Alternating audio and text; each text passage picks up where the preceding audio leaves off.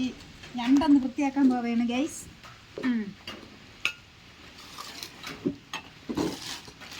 ഇത് നമ്മളെ അമ്മ പിടിച്ചു തന്നതാണ്. എടുത്ത് കളയും.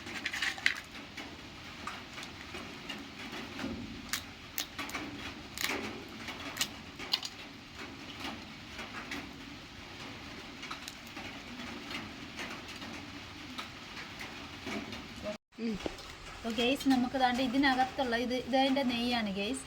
അപ്പോൾ ഇത് നമ്മൾ കഴുകിയിട്ട് ഇതിനകത്തിരിക്കണം. ഇതിന് നമ്മൾ വേണ്ട ഈ കൊമ്പ് കൊണ്ട് വേണ്ട ഇങ്ങനെ ഇളക്കിയെടുക്കണം. അപ്പോൾ ഇതിന് ഇത്രയും തേങ്ങ വേണ്ട, ഇതിലൊരു പകുതി തേങ്ങ മതി. അത് ഞാനൊന്ന് തിരുമിയെടുക്കാം.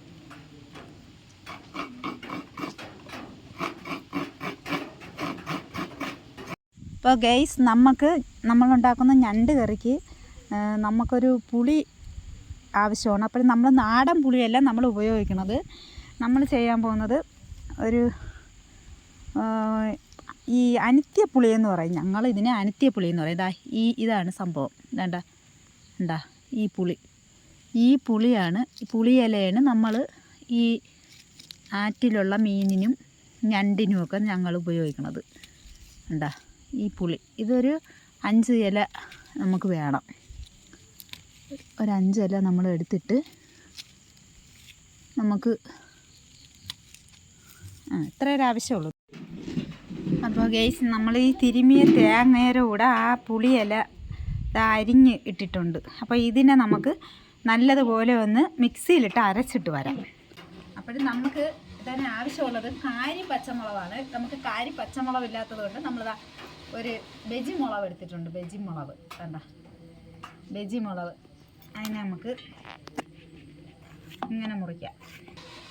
ഇതിനെ 4ആയിട്ട് മുറിക്കണം. എന്നിട്ട് നമ്മൾ ഇഞ്ചിയും വെളുത്തുള്ളിയും നമുക്കൊന്ന് ചതച്ചെടുക്കണം.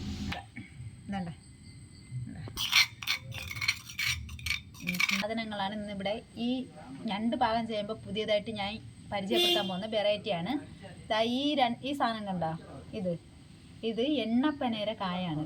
എണ്ണപ്പനയ്ക്ക നമ്മൾ ആ എണ്ണപ്പന എടുക്കൂലേ, അതിൻ്റെ കായാണ്. ഈ കാ വെച്ചാണ് ഞാൻ തീ കത്തിക്കാൻ പോകുന്നത്. അതുപോലെ തന്നെ വേറൊരു കാര്യമുണ്ട്, അതും കൂടെ ഞാൻ പരിചയപ്പെടുത്തരാം. ആദ്യം നമുക്ക് തീ കത്തിക്കാം. ഇതിന് ഈ കായിനെ ഇങ്ങനെ തല്ലണം.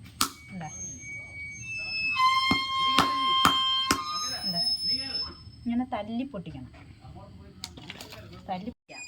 ഓക്കെ, 2 വിറവെടുത്ത് വെച്ചിട്ടുണ്ട്. ഇനി നമ്മൾ തീ കത്തിക്കാൻ പോവുകയാണ്.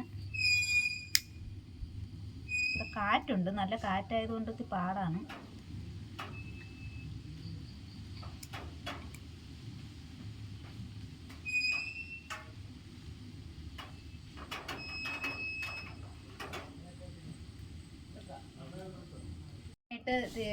കത്തിച്ച് എണ്ണപ്പനേരെ കുരുവിട്ട് നമ്മൾ തീ കത്തിച്ചിട്ടുണ്ട്.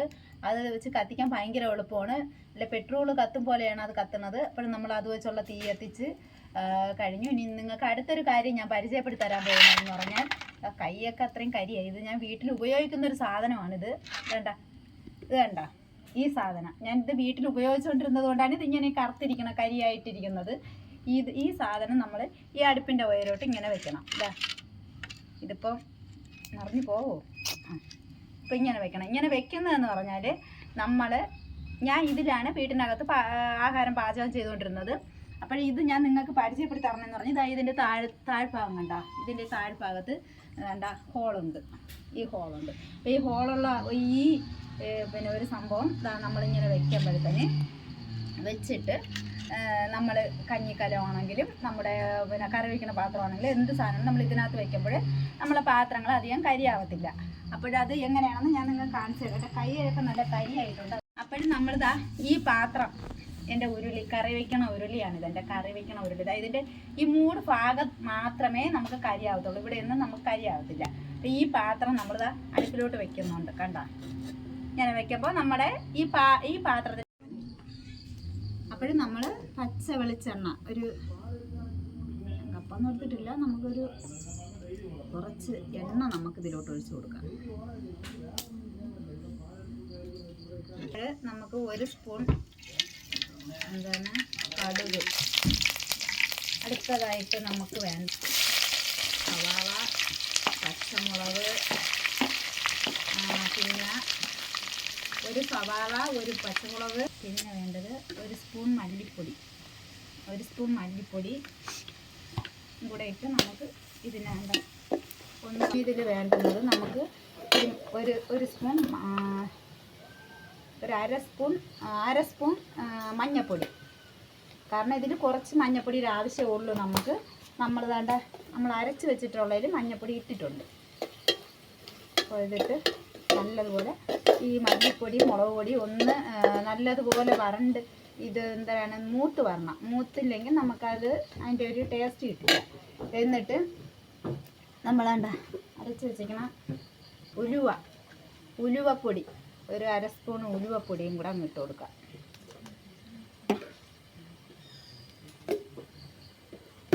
ഗരം മസാലപ്പൊടി, അര സ്പൂൺ ഗരം മസാലപ്പൊടി. പിന്നെ നമുക്ക് വേണ്ടത് നമ്മൾ അരച്ച് വെച്ചിട്ടുള്ള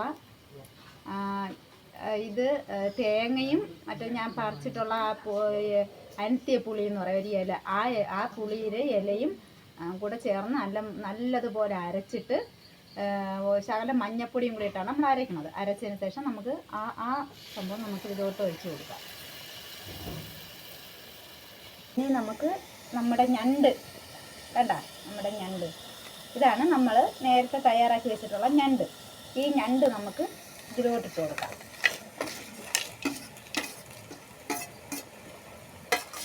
ഞണ്ടും അതിൻ്റെ കൊമ്പും എല്ലാം ഉണ്ട്. നമ്മളതിൻ്റെ കൊമ്പൊന്നും കളഞ്ഞിട്ടില്ല. അതെല്ലാം ഞണ്ടിൻ്റെ കൊമ്പും എല്ലാ സംഭവങ്ങളും നമുക്ക് ഇതിനകത്തുണ്ട്.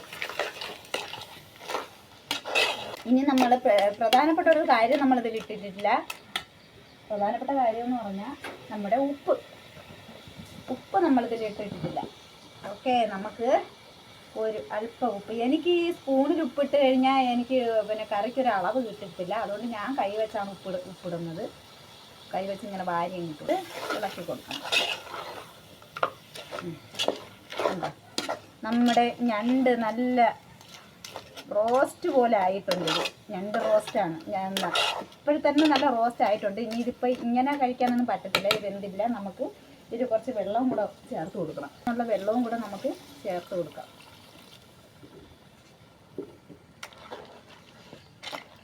മൂന്ന് തണ്ട് കറിവേപ്പിലയും കൂടെ നമുക്ക് അതിലോട്ട് ഇട്ട് കൊടുക്കാം.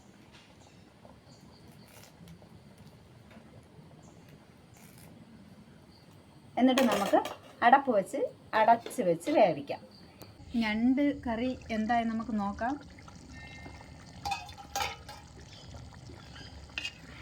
ഓക്കെ, നമ്മുടെ ഞണ്ട് കറി നല്ല പാകമായിട്ടുണ്ട്. കണ്ടോ കറി. നമുക്കിനി ഇതൊന്ന് അല്പം ടേസ്റ്റ് ചെയ്തൊന്ന് നോക്കാം. നമ്മൾ ടേസ്റ്റ് ചെയ്തിട്ടാണല്ലോ മറ്റുള്ളവർക്ക് കൊടുക്കേണ്ടത്, അല്ലെങ്കിൽ അവർ കുറ്റം പറയുന്നു. അതുകൊണ്ട് നമുക്ക് ഇതൊന്ന് കഴിച്ചിട്ട് വേണം കൊടുക്കാൻ. ഞാൻ ആദ്യം ഇതൊന്ന് കഴിച്ച് നോക്കാം.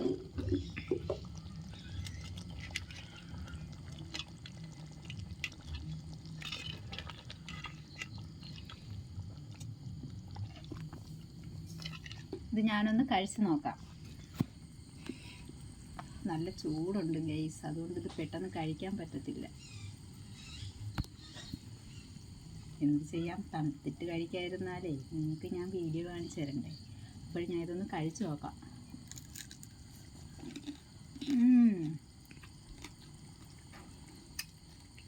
സൂപ്പർ കേട്ടോ, അടിപൊളിയാണ്.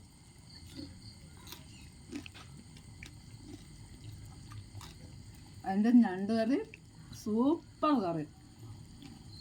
ഇതുപോലെ നിങ്ങളും കറി വെച്ച് കഴിക്കണം. നമ്മുടെ നാടൻ ഞണ്ടാണ്, ഞാനിന്ന് പിടിച്ച ഞണ്ടാണ്, നാടൻ ഞണ്ട്. അപ്പോൾ കഴിച്ചു നോക്കണം.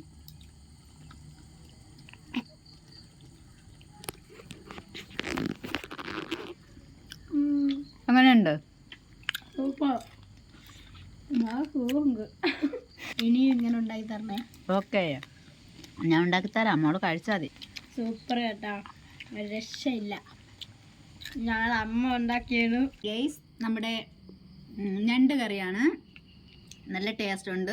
ഞാൻ കഴിച്ചപ്പോഴും നല്ല ടേസ്റ്റ് ഉണ്ട്. ഇതെല്ലാം ചേർന്നിട്ടുണ്ട്. ഇതെല്ലാം നല്ല കണക്കിന് ചേർന്നിട്ടുണ്ട്. അപ്പോഴിതുപോലെയുള്ള ഞണ്ട് കറിയും ആയിട്ട് അടുത്ത വീഡിയോയുമായിട്ട് ഞാൻ വീണ്ടും വരാം. അതുപോലെയുള്ള വെറൈറ്റി വീഡിയോകൾ ഇനിയുണ്ട്. അതൊക്കെ ഞാൻ നിങ്ങളോടൊപ്പം നിങ്ങൾക്ക് ഞാൻ പരിചയപ്പെടുത്തി തരാം. Okay guys.